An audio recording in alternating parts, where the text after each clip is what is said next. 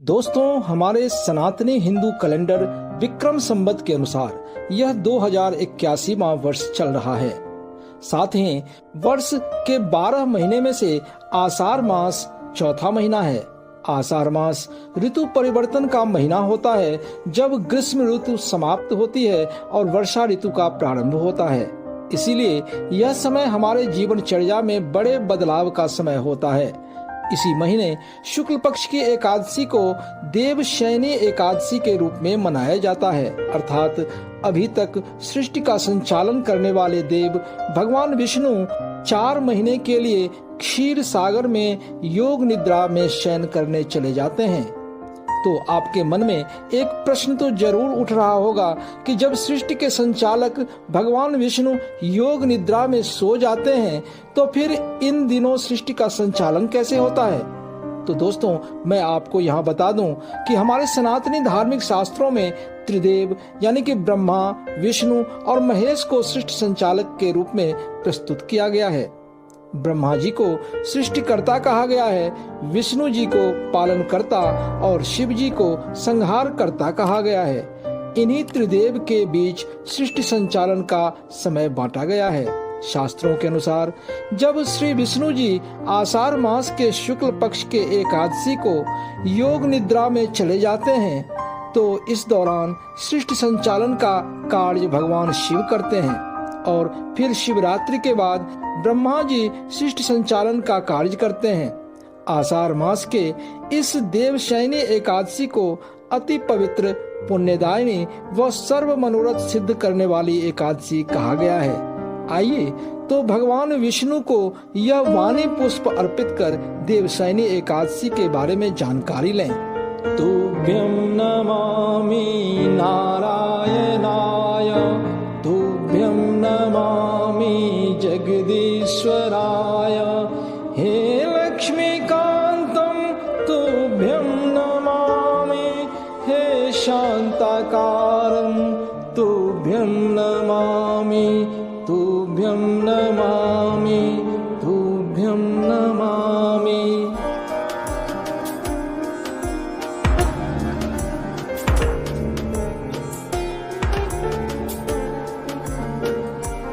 दोस्तों नमस्कार, मैं प्रदीप झा। मेरे इस चैनल में आपका स्वागत है। आषाढ़ मास के देवशयनी एकादशी की महिमा के बारे में जानने से पहले आपसे रिक्वेस्ट है कि आप इस वीडियो को लाइक व शेयर करें तथा चैनल को सब्सक्राइब कर बेल आइकन जरूर दबाएं। हिंदू कैलेंडर के अनुसार तिथियों में अति पवित्र तिथि एकादशी महीने में 2 बार आती है। एक कृष्ण पक्ष की एकादशी और दूसरा शुक्ल पक्ष की एकादशी। यानी वर्ष में कुल 24 एकादशियां होती है और जिस वर्ष अधिक मास या मलमास आता है उस वर्ष कुल 26 एकादशियां आती है। सभी एकादशी भगवान विष्णु को समर्पित है। आषाढ़ मास के शुक्ल पक्ष की एकादशी को आषाढ़ी एकादशी, पद्मा एकादशी और हरिशयनी अथवा देवशयनी एकादशी के नाम से जाना जाता है। सूर्य के मिथुन राशि में आने पर ये एकादशी आती है। इसी दिन से चतुर्मास का आरंभ होता है और इस दिन से भगवान श्री विष्णु क्षीर सागर में शयन करते हैं अथवा सोते हैं और फिर लगभग 4 माह बाद कार्तिक मास के शुक्ल पक्ष की एकादशी जब सूर्य तुला राशि में प्रवेश करता है तब भगवान श्री विष्णु अपने इस योग निद्रा से बाहर आते हैं। इसीलिए इस एकादशी को देव प्रबोधनी, देव उठनी अथवा देवोत्थान एकादशी के नाम से जाना जाता है। 2024 में देवशयनी एकादशी व्रत 17 जुलाई को होगा।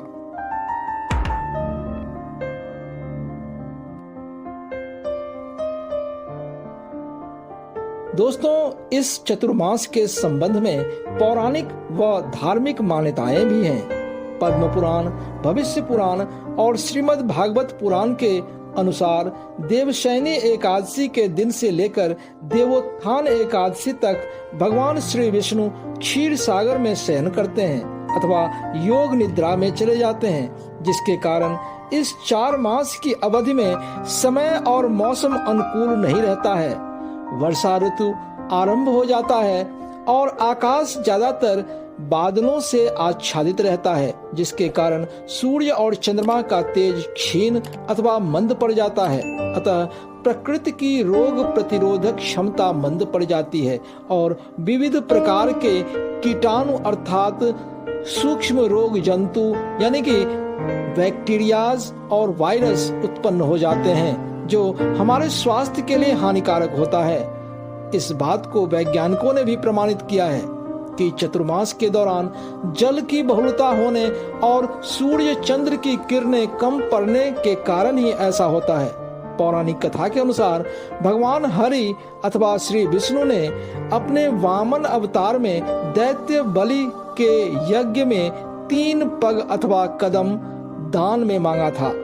भगवान ने पहले पग से संपूर्ण पृथ्वी, आकाश और सभी दिशाओं को ढक लिया, दूसरे पग में संपूर्ण स्वर्गलोक ले लिया और तीसरे पग में बलि ने अपने आप को समर्पित करते हुए सिर पर पग रखने को कहा।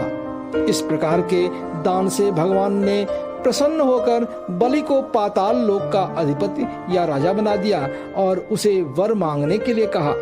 तब बलि ने वर मांगते हुए कहा कि आप मेरे महल में निवास करें।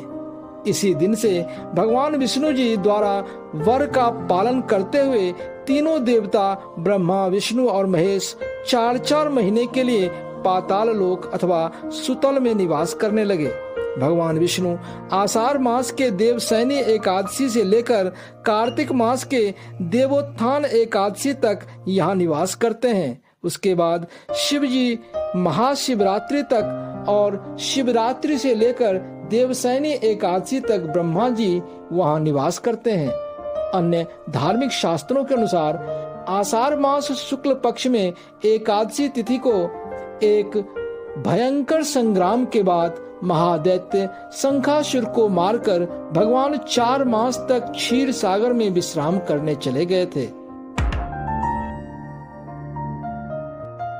दोस्तों, देवशयनी एकादशी अपने आप में विशेष है।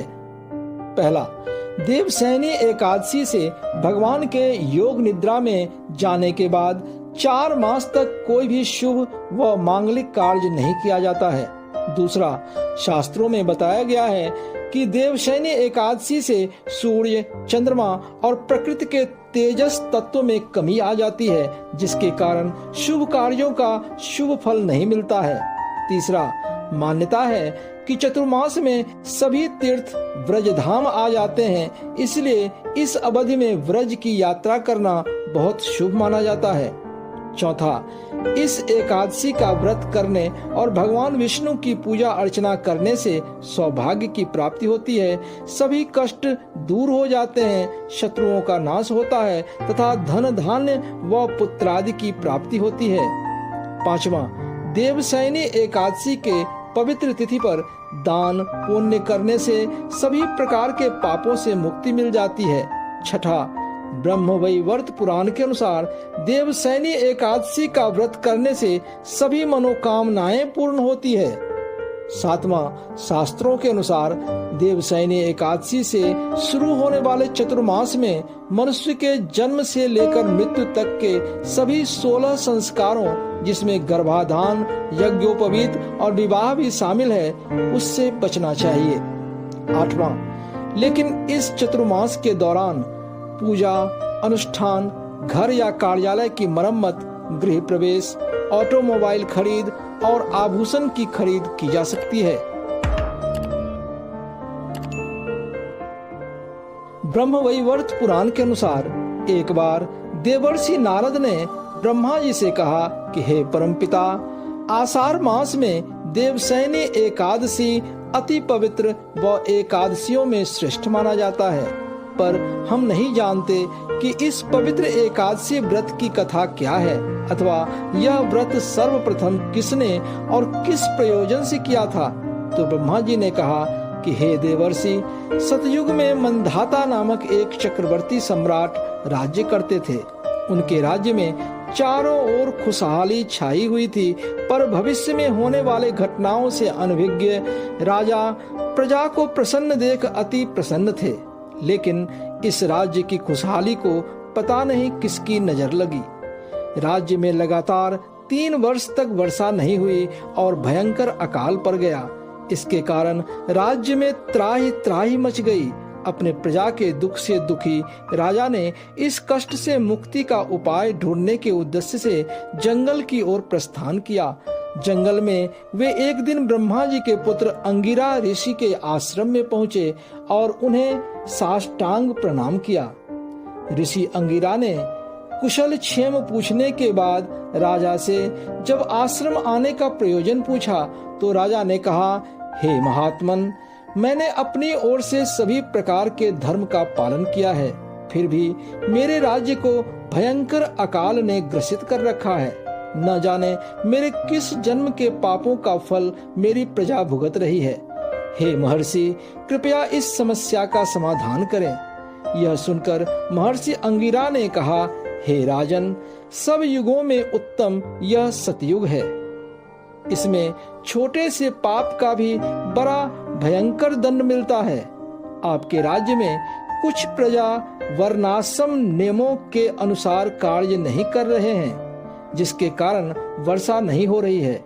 फिर जब राजा ने राज्य में अकाल की स्थिति दूर करने के उपाय के बारे में महर्षि से पूछा तो उन्होंने राजा को सलाह दिया कि वह आषाढ़ मास के शुक्ल पक्ष की एकादशी का व्रत करे। इस व्रत के प्रभाव से अवश्य ही वर्षा होगी। फिर राजा महर्षि को प्रणाम कर अपने राज्य की राजधानी वापस लौट आया और चारों वर्णों सहित पद्मा अथवा देवशयनी एकादशी का व्रत किया, जिसके प्रभाव से उनके राज्य में मूसलाधार बारिश हुई और राज्य पहले की तरह ही धन धान्य से परिपूर्ण हो गया। इस प्रकार से पद्मा एकादशी का व्रत सब सिद्धियों को देने वाला और समस्त उपद्रवों का नाश करने वाला है। साथ ही यह व्रत इस लोक में भोग और परलोक में मुक्ति देने वाला है।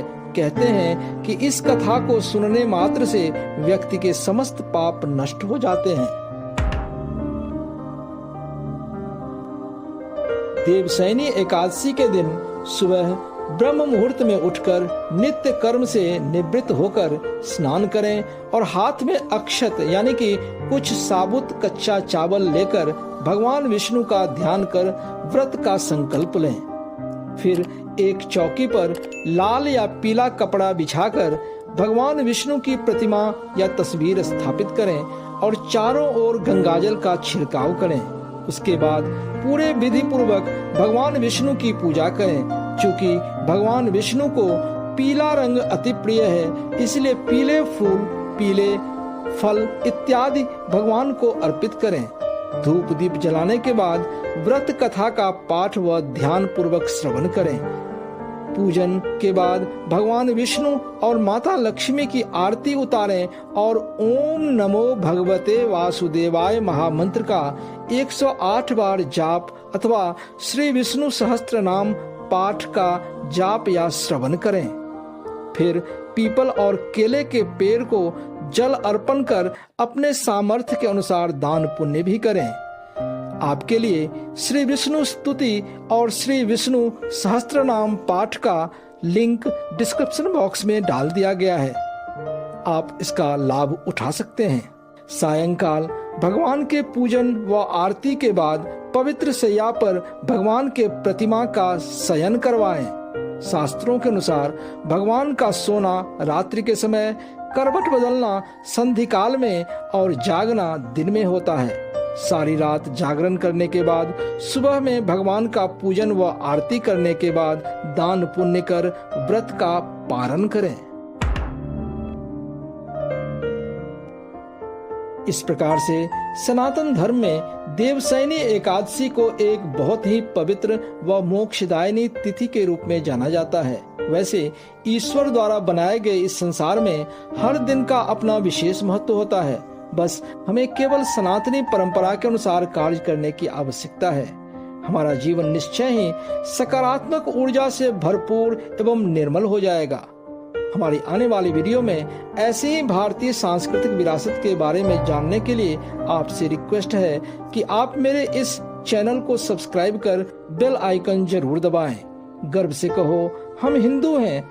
जय हिंद, जय जय सिया राम।